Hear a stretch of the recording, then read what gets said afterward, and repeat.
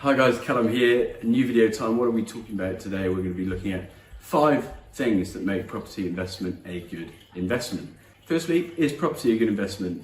Generally speaking, it's understood that it is, but it also depends on a few things such as whether you're living in the property or renting it out and what your goals are. Still, over the past 3 decades or so, if we look at property price growth from 1987 to 2017, we can see property prices have increased fourfold.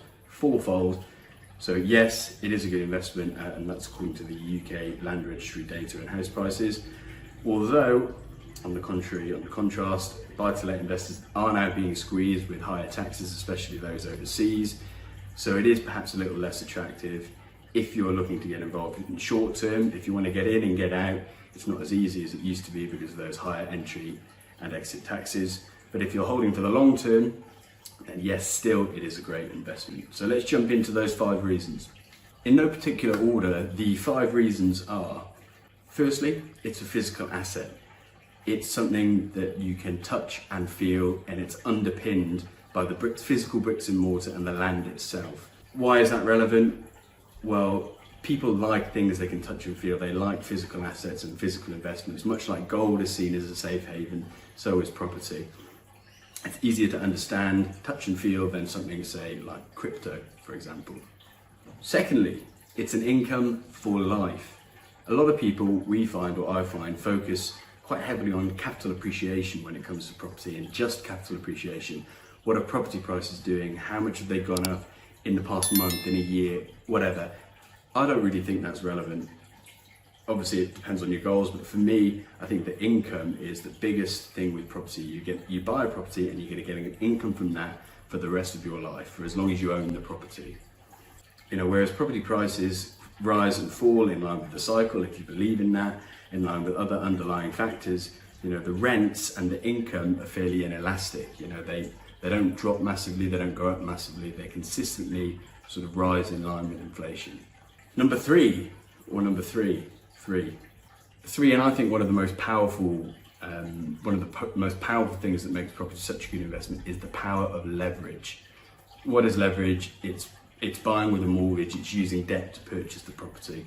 Why is that so cool? I love it so much because, for example, if you're buying a £100,000 property, you can put a 30% deposit down, which is £30,000, and that gives you the benefits and the returns on the whole £100,000 value. So using that same example, if we're getting a 6% yield, 6% rental income of £6,000 per annum from that £100,000 property, what does that mean in real return? Well, we've actually put down £30,000.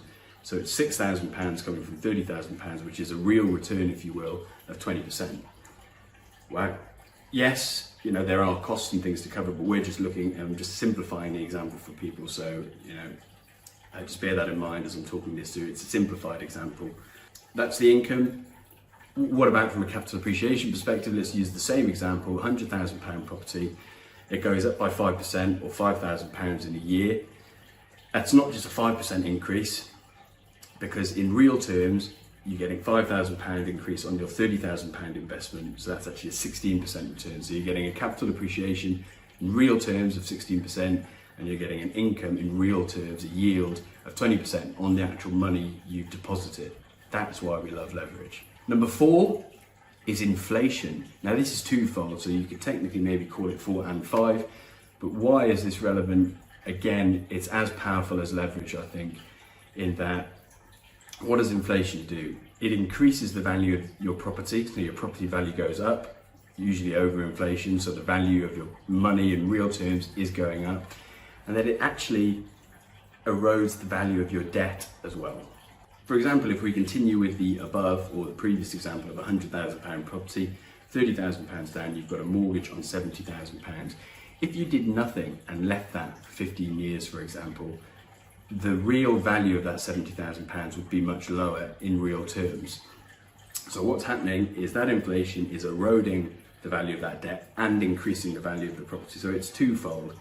That is why inflation is such a powerful tool and often overlooked. Again, it's not something that you're going to be able to wield or bend to your will in the short term, but in the long term, if you're buying and holding, you're doing something for a longer period of time, that inflation is really going to kick in, and you're really going to see the benefits of long-term wealth creation by doing that.